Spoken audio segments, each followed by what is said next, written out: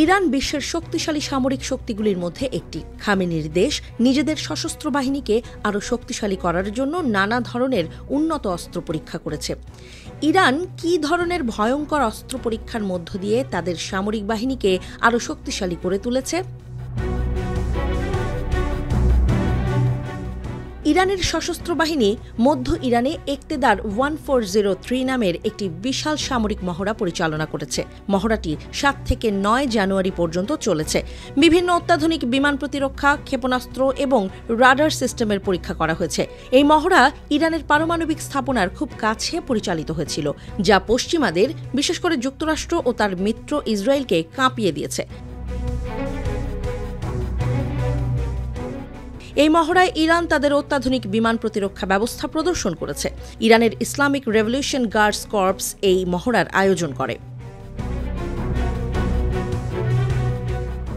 358 ক্ষেপণাস্ত্রের পরীক্ষা অত্যন্ত গুরুত্বপূর্ণ ছিল। এই ক্ষেপণাস্ত্রটি এমনভাবে ডিজাইন করা হয়েছে যাতে এটি হেলিকপ্টার, ড্রোন এবং সাবসনিক বিমানের মতো নিম্ন এবং মাঝারি উচ্চতার আকাশ হুমকি লক্ষ্য করতে পারে। এটি একটি 50.5 কিলোগ্রাম ওজনের ক্ষেপণাস্ত্র, যা সাধারণভাবে ব্যবহৃত ক্ষেপণাস্ত্রের চেয়ে অনেক বেশি ভয়ঙ্কর এবং দ্রুত। এই ক্ষেপণাস্ত্রটি সহজেই শত্রুর বিমান বা ড্রোন ধ্বংস করতে সক্ষম। এই ক্ষেপণাস্ত্রটি দ্রুত ব্যবহারযোগ্য, খুব সহজেই বহন করা যায়।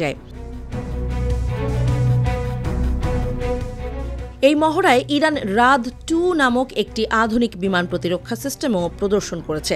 রাদ 2 সিস্টেমটি 50 কিলোমিটার থেকে 80 কিলোমিটার পর্যন্ত আকাশ থেকে আকাশে লক্ষ্যবস্তু শনাক্ত করতে সক্ষম। বিশেষ করে এটি বিমান, ড্রোন এবং ক্ষেপণাস্ত্রকে অত্যন্ত নিখুঁতভাবে ধ্বংস করতে পারে। এই সিস্টেমটি উন্নত প্রযুক্তি দিয়ে সজ্জিত। এই মহড়ায় ইরান শুধু তার ক্ষেপণাস্ত্র এবং বিমান প্রতিরক্ষা ব্যবস্থায় পরীক্ষা করেনি, তারা তাদের রাডার সিস্টেমও প্রদর্শন করেছে। মাতলাউল ফাজর 3 নামে একটি নতুন ধরনের রাডার সিস্টেম শত শত কিলোমিটার পর্যন্ত শত্রুর উপস্থিতি শনাক্ত করতে সক্ষম।